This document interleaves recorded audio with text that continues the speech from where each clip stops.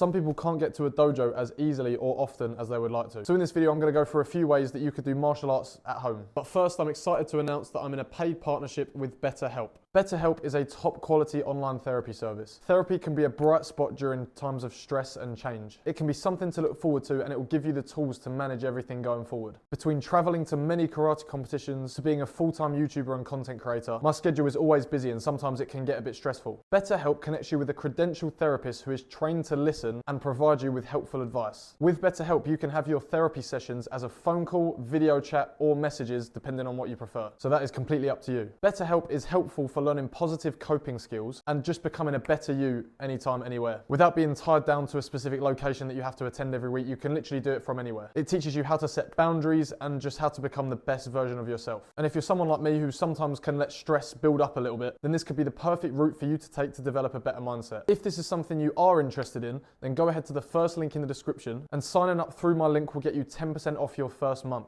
It will help support this channel and it will also help you get it a bit cheaper. That is betterhelp.com/nathern and help get your life on track. Okay, so back to the video. My first piece of advice for people wanting to do martial arts at home is do lots of shadow sparring. Now, shadow sparring can be done in a very small space. You don't need a massive hall, massive dojo to do it. For example, if you see here, you can throw punches on the spot. You don't need to be moving around loads everywhere, you know, taking up loads of space. You could do it on the spot. If you have enough space in your house to stand up, then you've got enough space to do shadow sparring. And then if you are lucky enough to have a bit more space in your house, you can throw in kicks as well. You can still do those on the spot. They're just, you know, your legs are a bit longer, so it might take up a little bit more space. And also you can move around a little bit depending on how much space you've got. But shadow sparring, I would say, is my number one tip to staying on top of your martial arts when you can't attend the gym as often as you'd like to. Obviously, if you have a punch bag as well, then that is very helpful. But again, not everyone has one. So do your shadow sparring. Number two, and it must be about the millionth time that I've said this, but stretch every day. Again, you don't need loads of space to stretch. Stretching can be as simple as touching your toes. That's a valid stretch for your hamstrings. You know, sit in the butterfly position when you're watching TV. Sit in the frog splits when you're eating your cereal. Okay, maybe not that one, that's a bit weird. I don't know how that one would work, but you know, you can always find ways to build stretching into your routine. Even just after you wake up, sit on your bedroom floor,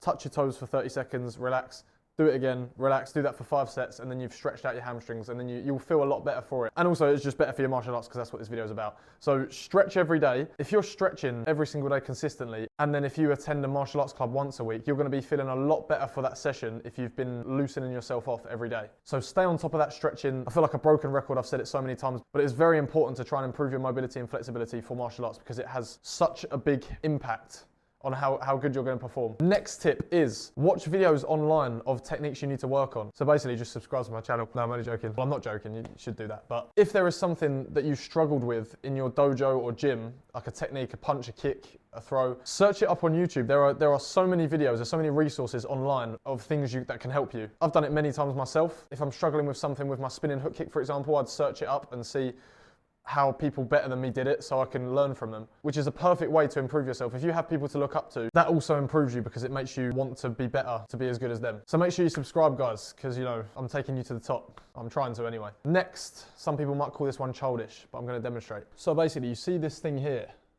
That's a light switch. Turn these on and off with your kicks. Sounds weird, but this is what I did, and it's kind of addictive as well. If you can, obviously, because they are quite high sometimes, because they're up at hand level. So if you're flexible enough to do that, then do that. If you're going into bed at night and you see your light switch is not turned on or off, then just flick your leg up and kick it off. Right, I'm going to turn that back on because the lighting just went really bad. But look, you can do it with a hook kick as well.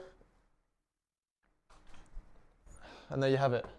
There's a plaque there for 100,000 subscribers. Thank you everyone that subscribed. Hopefully we'll have a big million one soon.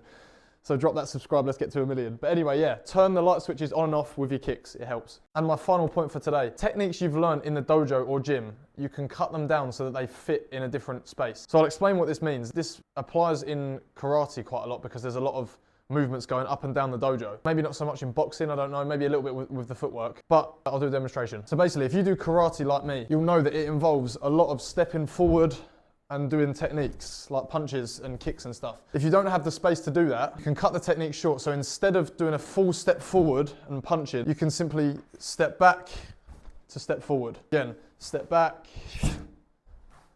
You know, you can still work on your technique. And I've gone nowhere. I've pretty much used a square meter of space. It doesn't, oh, did you hear that? My hip does that all the time. Anyway, all I'm doing here is using a very small space and I'm still practicing the punching technique. So that's something you can do. It works with kicks as well. Step back, kick, forward. I mean, with kicks anyway, you don't need to do that. You can just practice them on the spot, so you don't really need to do that footwork. But yeah, it's just something that I thought would help you out a little bit. But yes, thank you for watching. I hope you can take something from this video. I hope it helps out some of you that maybe need it. And again, hit that subscribe button. We're trying to get to 1 million. We're nearly there, sort of. We're about 80,000 away, I think. So if 80,000 of you could just tell your friend to subscribe, we'll be there. So do that. Thank you to everyone who subscribed already. You're all legends. And I will see you in the next video.